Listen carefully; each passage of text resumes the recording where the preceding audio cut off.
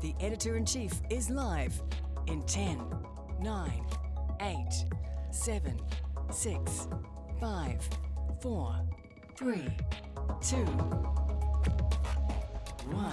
Okay, welcome to the program. You're with the Editor-in-Chief live, and it's great to have your company this morning. I am Duncan Garner, and the open line is open, 0800 863 293. Funny that. Also, text me 3598. That comes to me directly here onto the desk. So get going. This is Good News Tuesday. We are talking sex, drugs, and the death of the rockstar economy, which is showing signs of having maybe a bit of lead in its pencil after all. The government says sorry for giving cancer patients the runaround, then delivers the biggest and most unprecedented package for Pharmac that I've seen since starting this gig in 1995. Massive, $600 million, unprecedented amount of money for drugs that will save lives and extend lives, but it comes with a fresh warning this morning that no good without the staff to administer the drugs. So I'm over the moon about this. I'm happy for those who are suffering, and I'm so angry that it's taken so long. It's come so late, and others have died. Playing God with cancer drugs. We'll look at this today. I'll have more to say on that later in the program, and I've got good news on the economic front as well. And let's talk about sex. At what age do you talk to your son or daughter about sex? I speak to the Aussie author whose book on this has been yanked, rather than pulled, yanked from the shelves due to controversial illustrations. What did they reveal? Do not miss this interview later on in the program. And call me. At what age is it right to talk to your kids about sex? 0800 863 293. Call me. When is it appropriate to talk about sex with your kids? Right now, it is time for the news. Here's Media Works Deputy News Editor Grace Cocker. Good morning. A breast cancer survivor hopes nobody else has to go through a similar experience to her. The government has committed extra money for 54 new medicines. Jill Ripley's been self-funding Keytruda and believes it should be on the list. It's the only drug that is targeted at the triple-negative breast cancer, and it's shown to be really effective. I'll never know whether that I would be here if I hadn't been able to pay for it myself. Bad weather is hampering the search for a missing fishing boat with 2 people on board off the coast of Gisborne. RNZ News reports the pair are on a 7-metre vessel that was due back from a day trip yesterday afternoon. 4 teens have been charged over a violent stabbing in the Eastern Bay town of Kawerau. It happened near a petrol station on the corner of Plunkett and Islington Streets in broad daylight on Friday. 1 person was critically injured and multiple knives have been seized. The Prime Minister won't commit to timings for a solution to the Cook Strait ferries headache. Asked when they'll make an advisory committee report public, Christopher Luxon says ministers need to digest it. They need to discuss it with their cabinet colleagues, and I'm not sure, but next few months.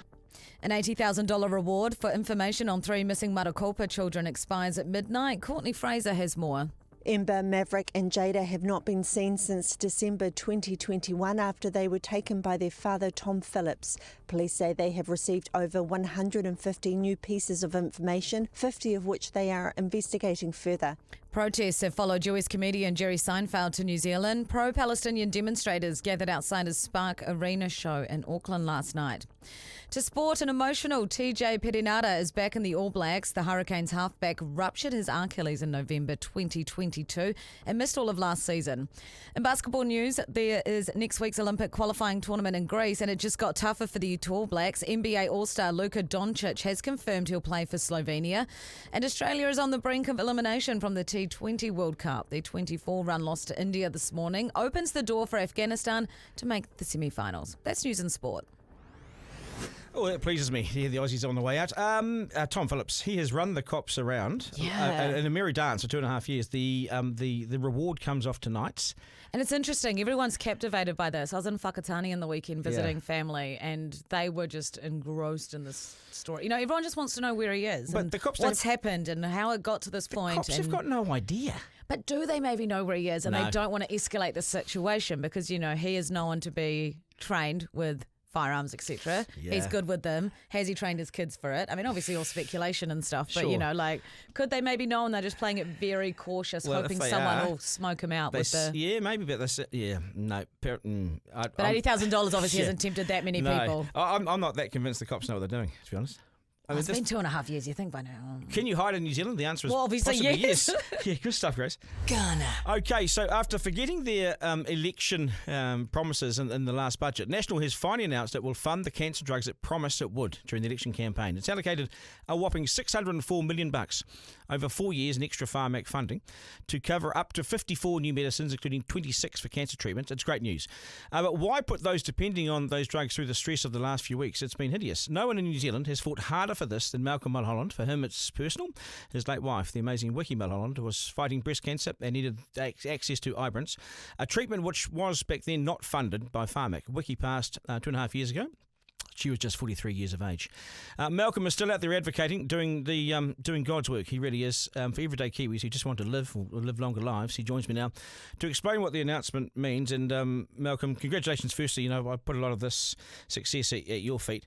But this is huge. We've spoken about this many, many times in the past few years. This is actually fundamentally different because it's a lot of money, and it does solve some issues, doesn't it? Yeah, it does, and it is big news. This is a bit of a game changer, especially for cancer patients. The number of drugs that they are funding, they've never done this as a sort of one-off start, if you like. Having 26 drugs that will be funded is absolutely massive news. And then on top of that, you've got another 28 drugs that will be funded that'll treat a number of other conditions. So in total, 54 drugs. That's great news. It is great news. It's much better news than what their promise was. I know they forgot their promise, and it was a bit messy during the budget. But when you've got a guilty conscience and you come good, you throw sort of money at the issue, and they have, and they've come up with a really good solution here. These are drugs that have been available in Australia for some time, but just not here. Yeah, that's right. So, I often think about bowel cancer patients. I've had nothing in 22 years here in New Zealand. I mean, that to me is criminal. And these drugs have been available for a number of years, not just in Australia, but in other similar OECD countries. So we know that the two drugs there that treat bowel cancer, Avastin and cetuximab, have been on Pharmac waiting list for around 10 years. I think it's really important for people to remember that this problem is to some extent self-inflicted by successive governments underfunding Pharmac. That's why we're the only country in the world that has a waiting list of medicines that they want to fund. That's why we're so far behind the rest of the world. Yeah, and I remember when previous governments, successive governments of both colours, Malcolm, would put $20 million extra in a year or $30 million and try and claim it was some kind of game-changing approach. It never was, because we're so far behind in terms of GDP per capita, that sort of funding. We're so far behind that it takes, even the 600 million, that takes us closer to Australia, but we still don't meet what they get per patient, No, look, this is what I would describe as a really good start, though.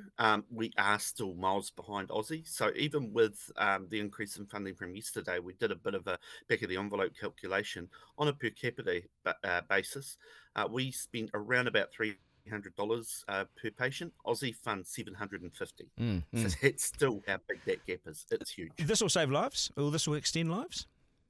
This will definitely extend lives, absolutely. So a lot of those drugs will be there to treat terminally ill cancer patients. And for some of them, we are talking months, if not years. So each patient is different. That's why it's really hard to sort of pluck a number out of the sky and go, patients will live for this amount of time. But no, it'll definitely extend lives. Absolutely. While I'm happy about it, it sort of makes me angry too that you can play God like this. Not you, sorry, but the government can play God like this, and when they decide to prioritise it, because they're covering their backside from a bad mistake during the budget, they power up with the money. Where was this 2 years ago, 3 years ago? They can do this. It's all a matter of just signing it off, prioritise it. And we haven't done that, which means we New Zealanders have died earlier than they needed to. That's right. And, I hate to be cynical about it, Duncan, but, out of the chaos has come good. There's been a big silver lining to it. I just hope that governments take this on board and go, look what happens when we fund medicines. Even if we don't think about it in terms of better health outcomes, which is where people like you and I come from, surely it's a vote grabbing exercise. And that's why people did vote for National. Don't forget that. Oh, and I've got a gentleman on very shortly. His whole family voted for National on the basis of this promise. But this is a better promise than what we thought was coming. So with this, Dr. Chris Jackson has been concerned, oncologist Chris Jackson is concerned that we don't have the staff and the people in place to administer these drugs. So we've got all these drugs, we've got these massive waiting lists, more people coming on board obviously will be eligible, but we don't have the capacity in our hospitals to administer. You're concerned about that? Yeah, there is some concern. I probably don't share the same level of concern as Chris does, because I think ultimately where pressure will come is if we have an increase of cancer patients, which is actually being predicted. So it's not like we've got new cancer patients having new treatments. They're being swapped, if you like. But also here, as a part of their announcement, I think they've allocated something like 38 million to go towards Health New Zealand to help with that. That's also good news. Of all the things that you've seen since you rang me that day to talk to me about your wife's cancer, and we discussed an approach from there, and then you just took off for you. You've become the face and the voice for New Zealanders. Of all the things you've seen, developments you've seen over the last few years, is this the most significant one? Yes. Yep, undoubtedly, because this is the biggest increase that Pharmac has had to its baseline funding. It's there, it's guaranteed. There will be no fiscal cliff with this news. And, to fund 26 cancer drugs, in the space of a few months is the biggest increase New Zealand's ever seen. So this is definitely the biggest news I've ever seen. We almost need to lock that funding in. I know it's there for 4 years, but what happens after 4 years? Is it locked in?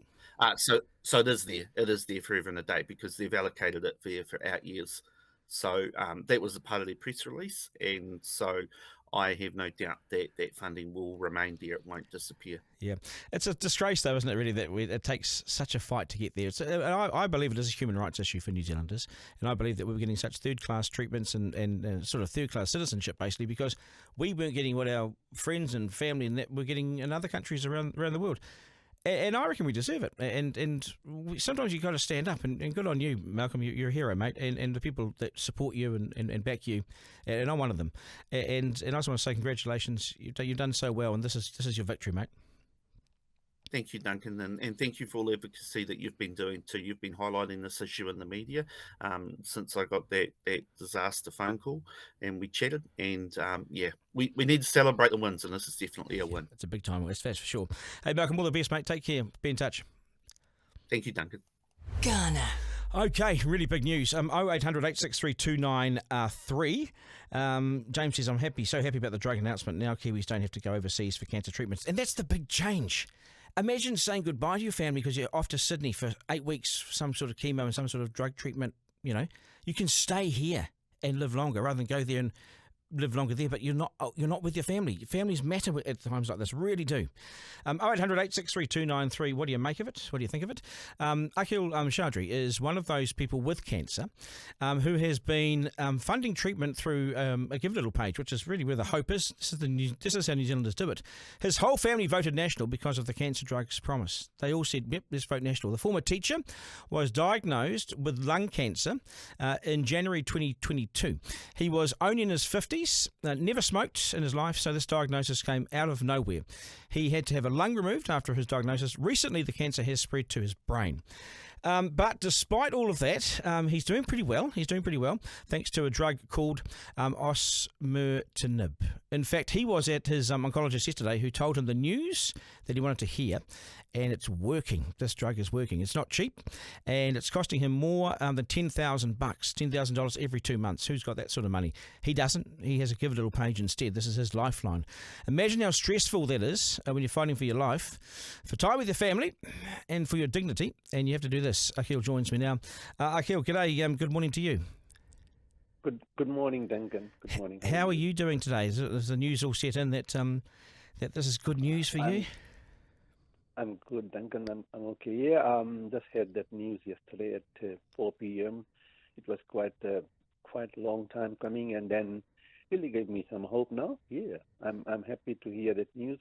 It's absolutely necessary that this news was supposed to be announced earlier, but unfortunately it wasn't on the budget day. But it did come a bit later, but it has just arrived. Yeah, yesterday afternoon. And so, what will it mean for you?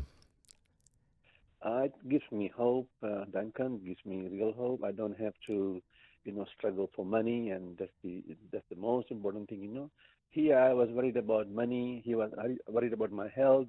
I was fighting two fronts so far. Yeah, it's no way to fight cancer, is it? Having to be worried about something as big as having to pay for the treatment. I mean, we get sick, we pay our taxes. We hope that the hospital service is there for us at the end of the day, which it will be now in your case. How's your health at the moment?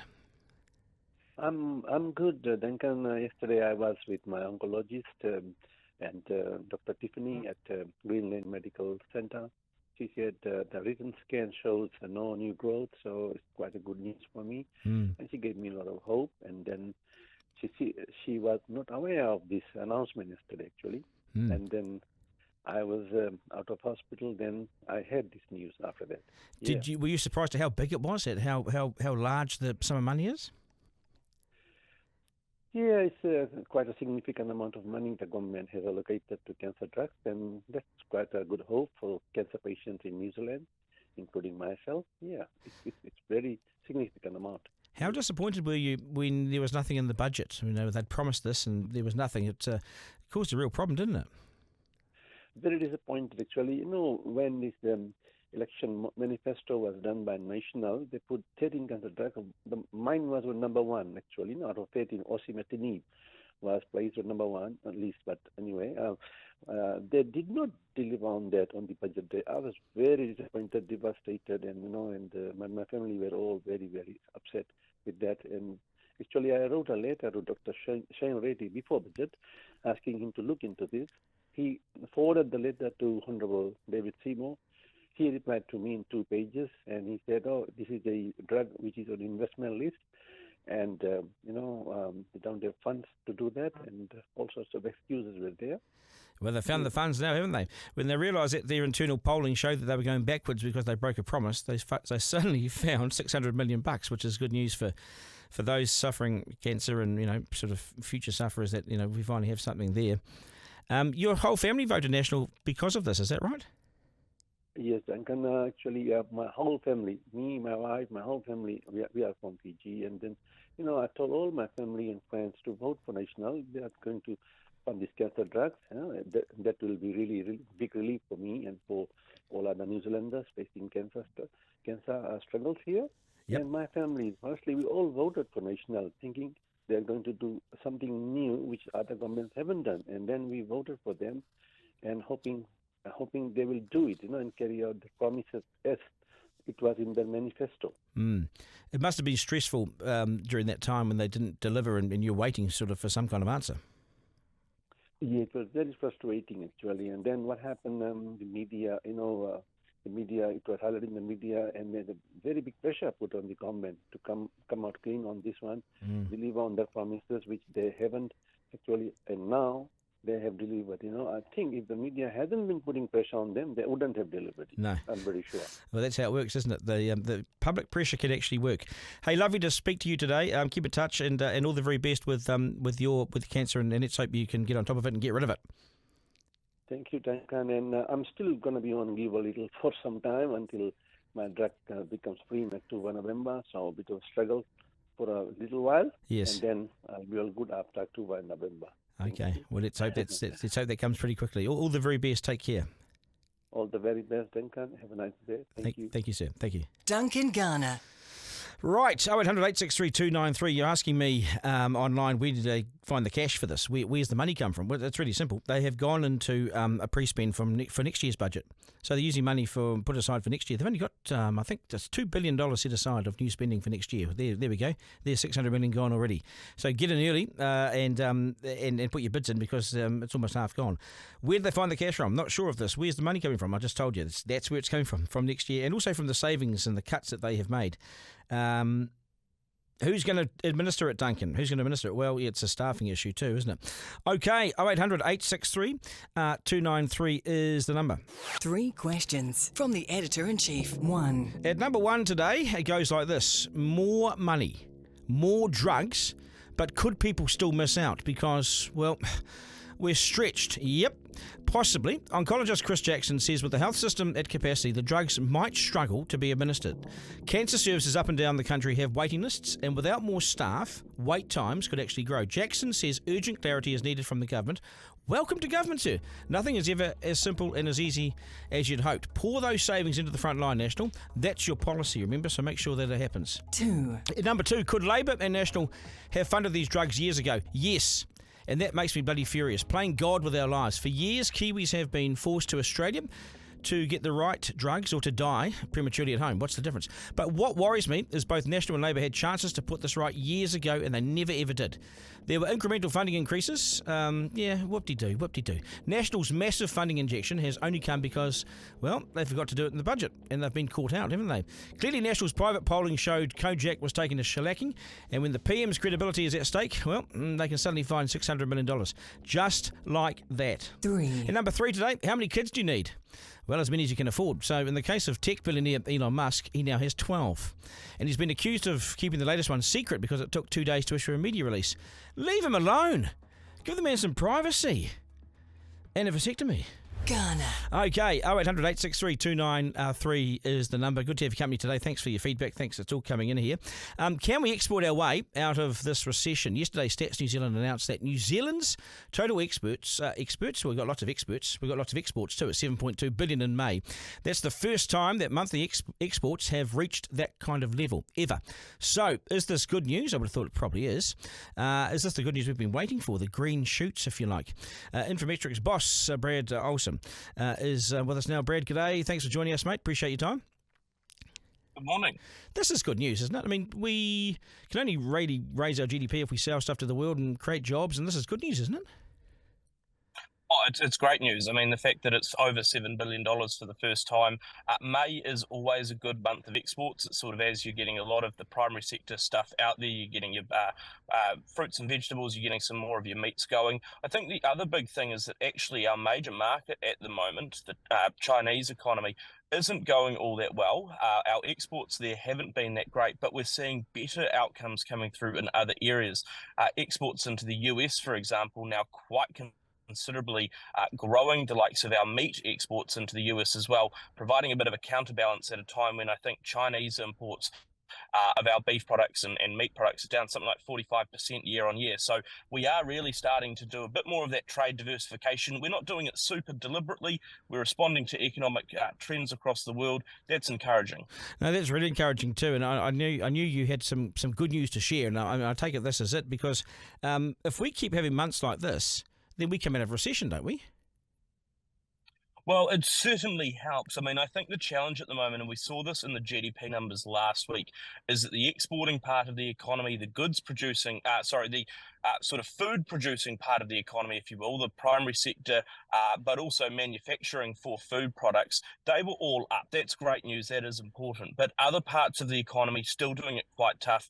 The likes of construction, non-food manufacturing, professional services that support other businesses, all down. So I don't think it's sort of going to be the one only thing that gets us out of recession, but boy, does it take the sting out a little bit, and certainly provides a bit more oomph to those sort of provincial primary sector based economies. I was at Fair Days a couple of weeks back, and there was a little bit more optimism, feeling that, look, it has been tough the last sort of year or couple of years. It's certainly tough at the moment, but there do seem to be better things, especially because, hey, if we're getting higher export revenue and also on-farm costs aren't increasing quite as much, you're starting to get that bigger wedge coming through, a bit more of a profit margin. That's great if you're in the primary sector, because you've actually got a bit more money to use at the end of the day. It's good to see that America has boosted things a little bit there, because it wasn't always easy to get our goods into their market, and still is difficult in some areas because of tariffs and so forth and all the barriers. But this is good news, because China we've relied on for so long. China's been our sort of backstop out of recession, keep us out of recession like the Australians. But good to see America coming to the party. Oh, absolutely, especially given how important it is to some of those key markets. I mean, again, you talk to the meat guys at the moment and things are tough.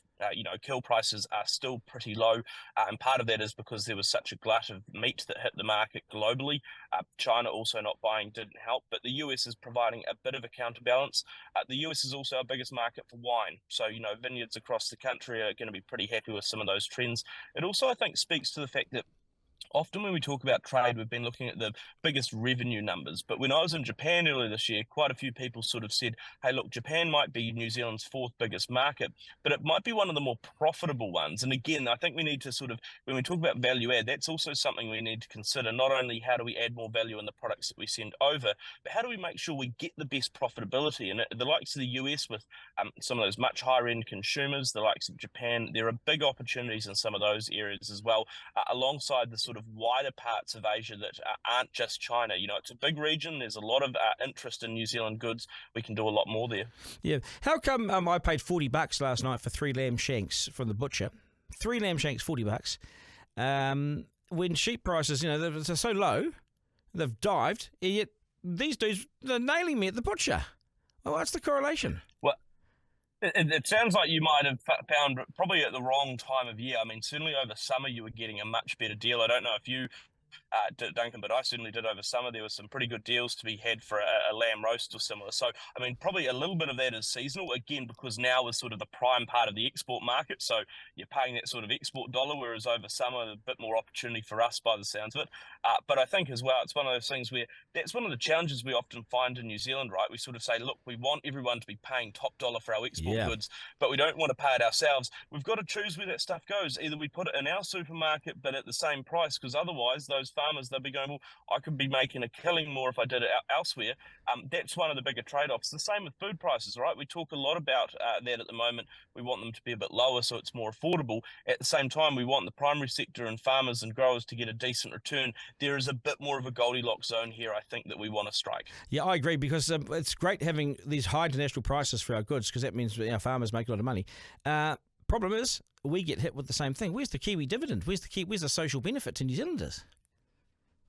Well, I think the challenge there, right, is that, that will be a little bit tough to sell to farmers and go, hey, leave some money on the table. You know, if you have one extra lamb chop, where do you send it? Do you send it overseas where it's going to command that $40, or do you sell it to Duncan at a cheaper price? Sell it to me. You'd be saying to them, lose the money. Well, but it'd be the same in any other business, right? You know, if someone sort of came along and said, well, sell it to me for cheaper, or sell it to someone else for more money, where are you going to go? You're, of course, going to go and chase the money. I think it's more that over time, we've got to sort of look at the mix of products, because if we can send that real high value stuff overseas, then yes, Kiwis are going to pay more for that high value stuff. But what is the other stuff that maybe isn't at high top quality premium value, that's sort of a more staple general Kiwi dinner, if you will, that's a bit more affordable of an option? Yes. I think it's probably the Goldilocks zone. Yeah, I think so too. Hey, Brad, always appreciate your time on the program, mate. Take care. Thank you. Good man. Garner. Okay, 0800 863 293. We pay top dollar. We pay top dollar. Now, All Blacks. So you want to see the squad announced yesterday. I wasn't surprised that Hosking Sotutu, I know there's a lot of fuss about this, that Sotutu hasn't made it, but I wasn't surprised at all. They had a look at him in the last couple of years, and I don't think they lost interest. Kayla, you're a rugby referee. You know this stuff. Were you surprised? Yeah. Was I surprised about Hoskins? Nah, not really. No, not really. To be honest, what's wrong with him? The thing with Razor is he's all about both sides of the ball. You would have seen in Razor's most recent episode of his documentary that's airing on Sky that he's all about both sides of the ball, and what he means by that is it's all good if you score 28 points, but if you let in 15, what's the point? You're unique gains 13. And he said that to Richie Mo'unga after a club game in Linwood once. Richie came up to him with a glint in his eye and he said, yeah, you scored 26, but you let in about 17 points. Yeah. So I think there's something to be said for that. Don't make mistakes. What he's saying is, I want mistake-free All Blacks. Yeah. In the gossip part of the All Black selection, though, have a look at Hoskins Sotutu's Instagram. I think that kind of says a lot. What does it say? The caption is most hated. So, and it's with him with the trophy. So he posted that after the announcement last night, which I don't think is a good move. Chip on the shoulder? Yeah, a little bit. I'm stoked for Wallace Satiti. I refereed him when he was at De La Salle. He used to captain them. He finished school in 2020. And man, he's a beast. Is he a big boy? He's a very large individual, and he murders people when he tackles. Yeah, I've seen him. He's quick as well. He's very fast, and he's a smart guy. Samuel Satiti's his dad, who played 50 games for Samoa. Yeah. I think also Pasali Otosi. He's had a hell of a story. Where's he come from? Well, he's actually been a hard grafter. From about 2018 to 2020, he played down in Southland as a number 8. That's right. And played for Mariston and Invercargill there, so shout out to them. And then got picked up by Bay of Plenty after that, and I think in his last year at Southern they moved him to prop. Yeah, and they then, said 140 kg at number 8's too big. Yeah, and then he's been playing there. And then the other interesting selection, aside from Wallace and it was Scott Barrett as captain. Yeah. I thought that was surprising, but also not at the same time. I'm surprised by it. Well, I'm not surprised because it's Razor's mate and he has a good relationship with him.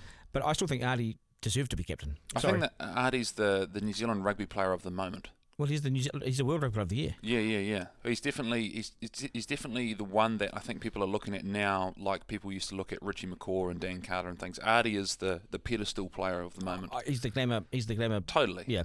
So why isn't he captain? Because he doesn't have the links with Razor. Yes. I think it's a blind spot. I'm sorry, I disagree with that. There we go. Yeah. I see where you're coming from there. It's an interesting one. Yeah. Who gives away more red cards? Scott Exactly. Scott Barrett. Yeah. What are you going to say? Scott Robertson? Yeah, probably. Yeah, I got him red carded once. Okay. Yeah. Thanks, Garner.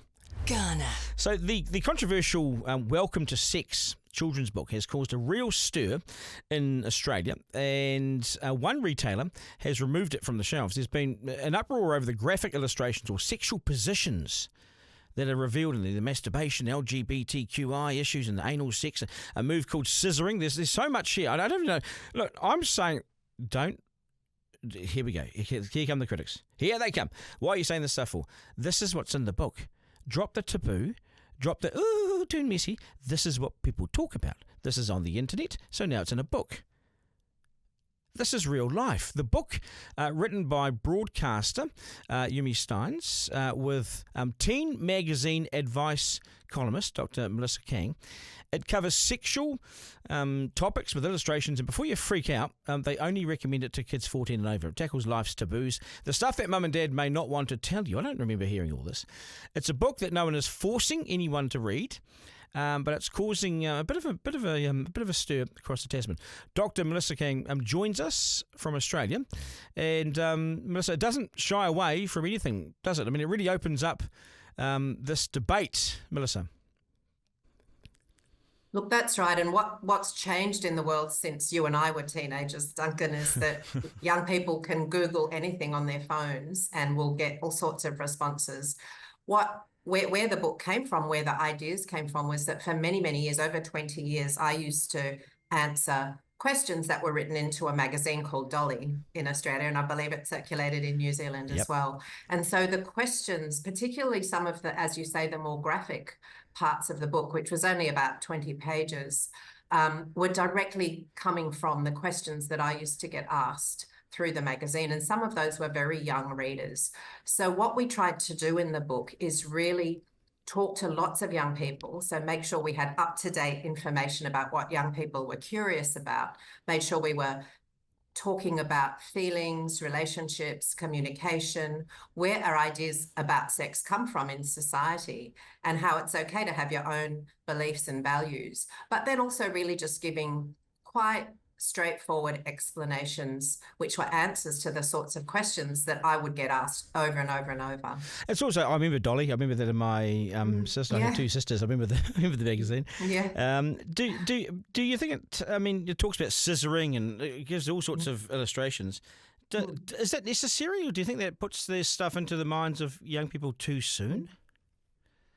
Well, all the research around giving young people accurate, evidence information, scientific information, including about what sex is and the different ways that people might enjoy intimacy and physical contact, does not lead to, earlier taking up of sex, for example. In fact, the research suggests that if you give young people just accurate information, not trying to be, funny or just kind of down-to-earth information, that in fact it helps them make more informed decisions about when they're ready.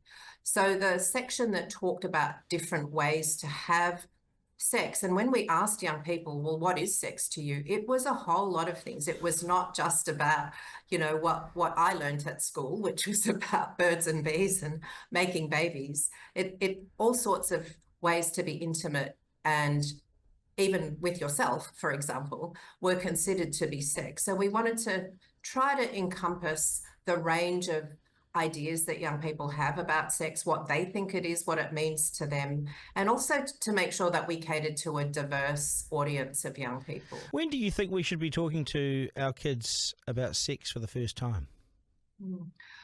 I think it has to be what we call age appropriate. So it can, if we think about sex as any sort of physical intimacy between people, then we can role model that with young children simply through, displaying affection, talking about feelings, talking about what feels nice.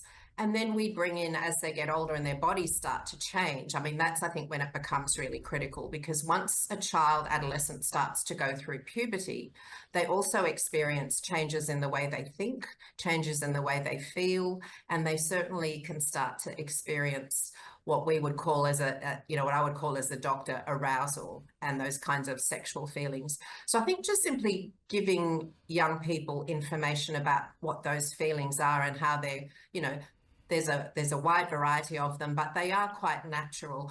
One of the most common questions I used to get from very young adolescents who wrote into the magazine anonymously was, I feel tingly, I feel horny, I don't know if this is normal. And they weren't having sex with anyone for many years to come, but just demystifying some of those natural, changes that are happening to the body and the way we think and feel about people was something that was important. It caused a lot of angst. The internet has exploded, as we know. There's all sorts of things on there, and pornography's taken off. And in New Zealand, there's 150. If you sat down in New Zealand and watched porn until there was no porn left to watch, you'd be sitting down for 157 years. So the internet has exploded, right?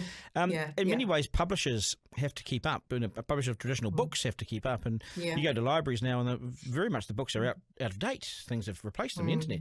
So is this also why you had to go as far as you could, because you had to keep up with what kids are getting anyway?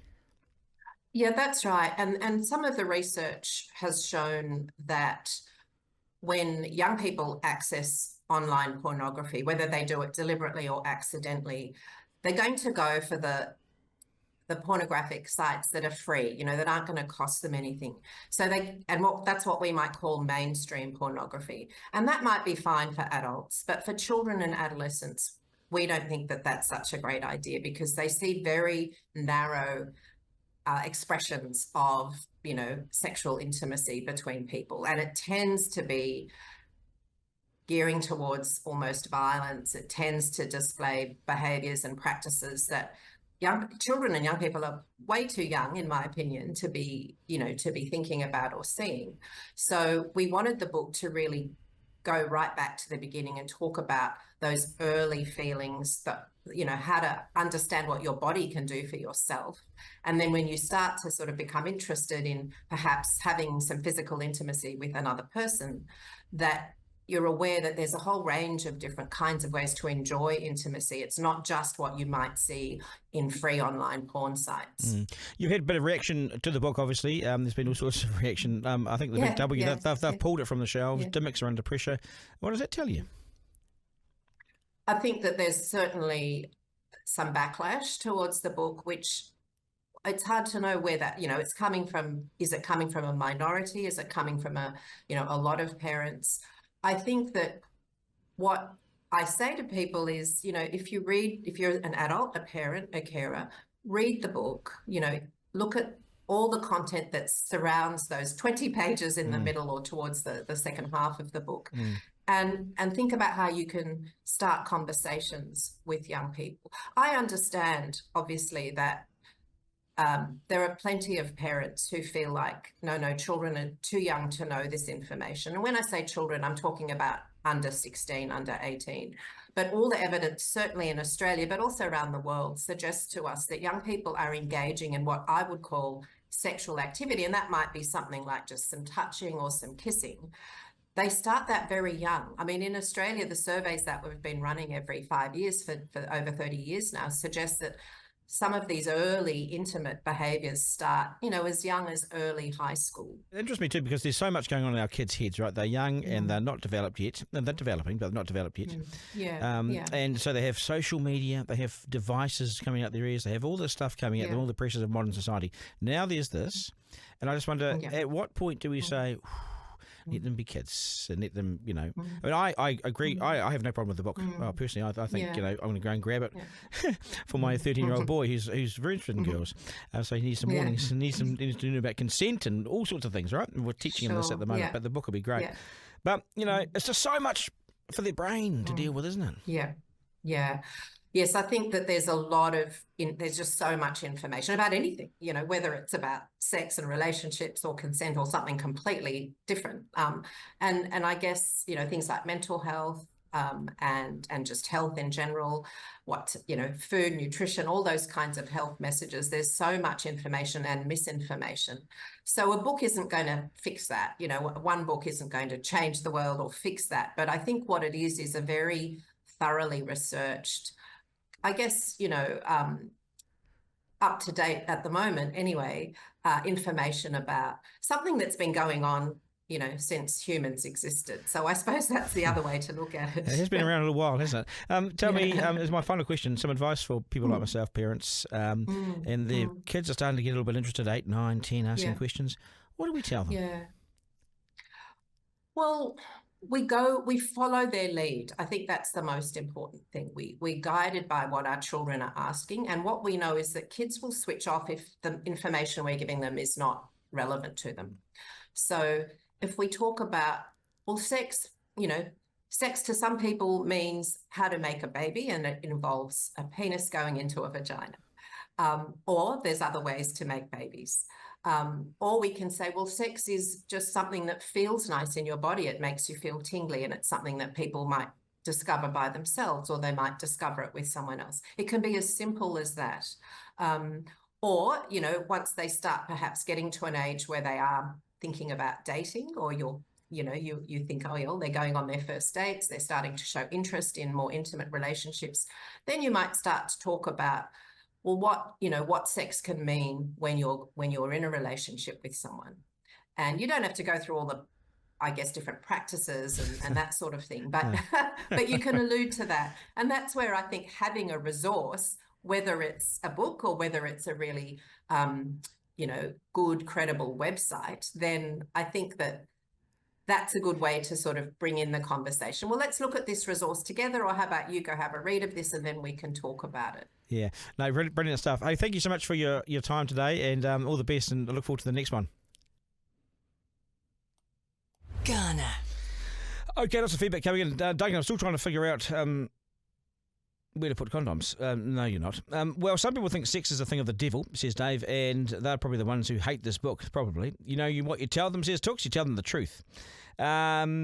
I was taught the right stuff, nearly 44. I've been married 18 years, no kids due to health reasons. I'm happy with that, as I have plenty of nieces and nephews. I went to Christian school, says Dave, where they taught abstinence, but guess who had kids young? Not the kids who learned safe sex.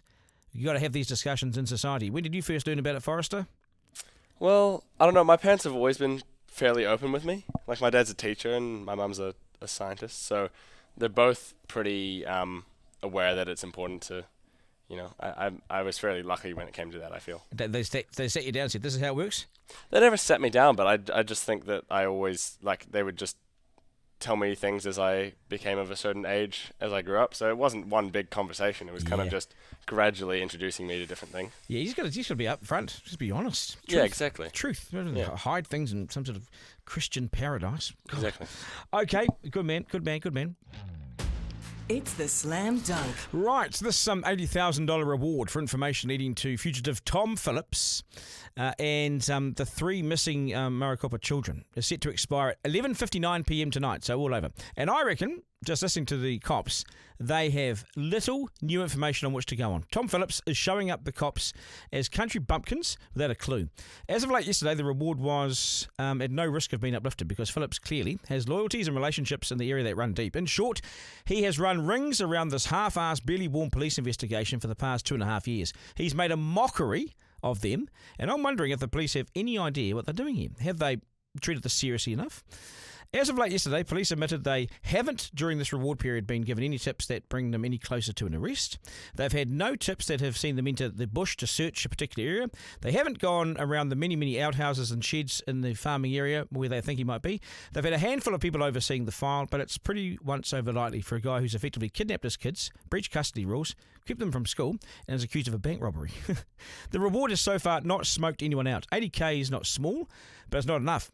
And this was the police's last-ditch effort coming up with some kind of bribe in order to solve this puzzle. Phillips has made the cops look worse than ordinary. And I think the cops have taken this far too lightly for far too long. Where's the outside resource? Call it in. It's generally been accepted that Phillips will return under his own steam. No, he's not. Not now. The New Zealand Police Force have been given the runaround by a man with 3 young kids in tow. I thought you could never run and never hide in New Zealand. I've changed my tune. You can run and hide, perhaps forever. Maybe the cops are playing their cards close to their chest, but I'm yet to see them holding many cards in this pursuit. The only thing they're holding on to is the cool 80k reward that they were desperate to give away. No one, it seems, is playing ball. Simple as that. Garner. Okay, Duncan, we should have a prize pool, says Took's geotagging competition. Winner takes all. What do you mean? Tooks, you got to ring me, mate. Dave says, Duncan, I'm loving the longer show. Keep up the stellar work, Duncan and team. Do you know that we're working 28 hours in a day? Miranda's doing all these hours because, well, we were originally going to do 1 or 2 interviews. Now we're doing 4 or 5, is it? We're doing everything. Thank you for noticing, and thank you for your feedback. I really appreciate it. I never thought you could hide from the New Zealand Police, says Dave, but now I feel like it's possible. It's totally possible. That guy is just, he's killing them, isn't he? Anyway, that is us. I think that's us for today. Yeah, that'll do us. I think we've been around long enough today. This will be available as a podcast on Rover very shortly, and wherever you get your podcasts. Thank you for your feedback. Thanks for your support. I'm Duncan at rover.nz. You can send your ideas and your feedback to me. To my team, Kalo, All Black Expert, Miranda Forrester, and Zarina. Thank you, guys. We'll do this all again tomorrow. Remember this: life's no dress rehearsal. There is no curtain raiser. This is it. We live in one of the best places on earth, so let's get out and enjoy it. Have a great day. Take care. Ta-da. That was Duncan Garner, Editor-in-Chief Live. Missed something on the live stream? Text Duncan to 3598 to listen back on the podcast. Want to get in touch? Call 0800 863 293.